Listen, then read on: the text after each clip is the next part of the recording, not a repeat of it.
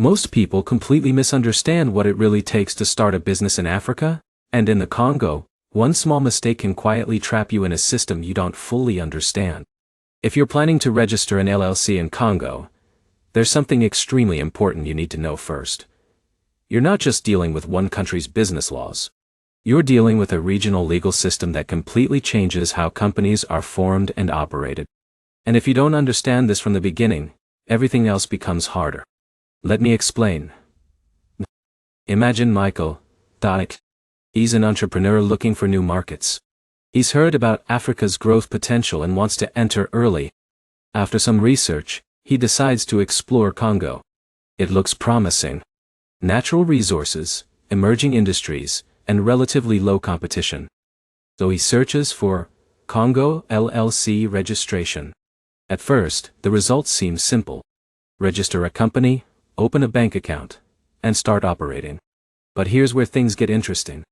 Congo doesn't use the term LLC the way the United States does. Instead, like several African countries, it follows a legal system called OHADA. And under this system, the equivalent of an LLC is called a SARL, or Société à Responsabilité Limitée. Now this might sound familiar. But here's the problem.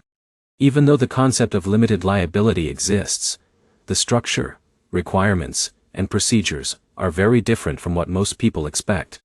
And this is where most people make their first big mistake. They assume the process is simple and standardized. But in reality, it requires careful planning, local knowledge, and patience. Now let's bring in Sarah. Sarah wants to set up a trading company in Congo. She assumed she can register quickly and start importing goods. But this is where things can go very wrong. She didn't realize that under OHADA law, company formation requires specific legal documents, proper notarization, and registration through official channels that may not be fully digital. And because she wasn't prepared, her application faced delays almost immediately. But here's the insight most people miss. In Congo, the challenge isn't just about forming the company. It's about navigating the system. Now let's go back to Michael. After learning about OHADA, he starts researching how SARL companies are formed. And this is where things begin to make sense. To create a SARL, you need to draft Articles of Association. This document defines your company's structure, ownership, and operations. Sounds simple enough, right? But here's where it gets serious. This document must comply with OHADA standards and is often required to be notarized. Emily tried to draft her own articles using an online template. And this is where things can go very wrong. Her document didn't meet legal requirements, and her application was rejected. And what happens next changes everything. She had to start over, losing both time and money.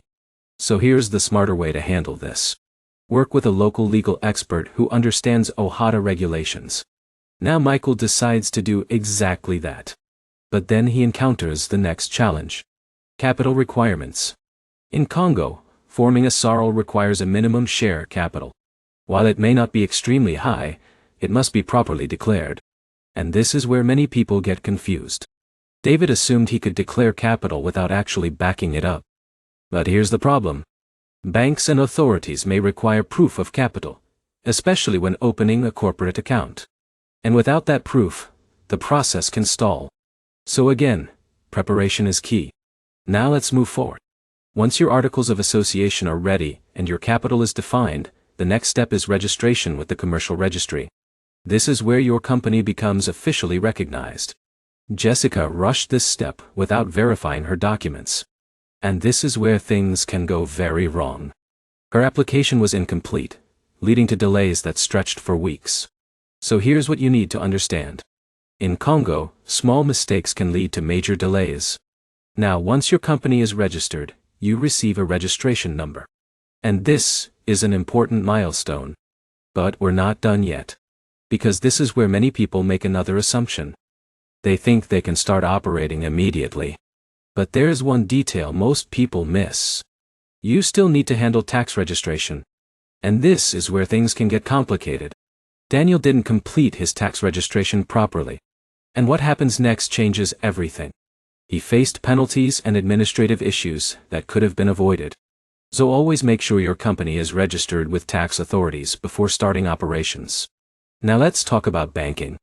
Opening a corporate bank account in Congo can be one of the most challenging steps. And this is where many entrepreneurs get stuck. Banks require documentation, verification, and sometimes physical presence. Sarah thought she could handle everything remotely. But here's where things get difficult. Without local presence or support, the process becomes much slower. So what's the smarter approach? Work with a local representative or partner who understands the banking system. Now let's explore another important area. Licensing. Depending on your business activity, you may need additional permits to operate legally. And this is where many beginners get caught off guard. Because not all businesses are treated the same. Michael carefully checked his licensing requirements. And this allowed him to avoid delays. But here's where things get interesting. If you operate without the proper licenses, you risk fines or even shutdown. So this step is critical. Now let's pause for a moment. At this point, you might feel like the process is complex and slow. And that's true. But here's the insight that changes everything. Congo is not a fast entry business environment. It's a long-term opportunity. And long-term opportunities require patience and strategy. Now let's return to Michael. After navigating legal requirements, registration, banking, and licensing, his company is finally operational. And here's the mini payoff. He now operates in a market with less competition and significant potential. But more importantly, he understands the system. And that gives him an advantage. Because while others struggle with delays and confusion, he moves forward with clarity. Now let's talk about timelines. How long does it take to register a company in Congo? The honest answer. It depends on your preparation and local support. If everything is ready, it may take several weeks. But if you encounter issues, it can take much longer. And this is where preparation becomes your biggest asset.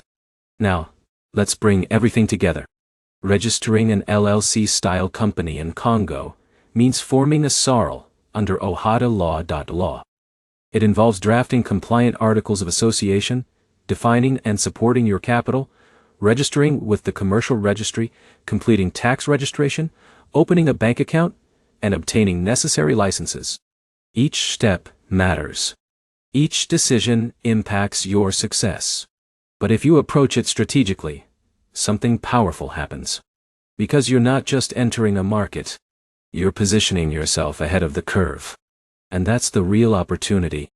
Most people avoid markets like Congo because they seem difficult. But those who understand the system, those who prepare properly, those who take the time to do it right, they gain access to opportunities others never reach. And that's what separates casual entrepreneurs from strategic ones. So if you're serious about exploring global business opportunities, Congo can offer real potential. As long as you respect the process and plan carefully. If you found this guide helpful, and want more videos that break down complex global opportunities like this, make sure to subscribe to the channel. Because the more you understand these systems, the more control you gain over your future. And that's where real freedom begins.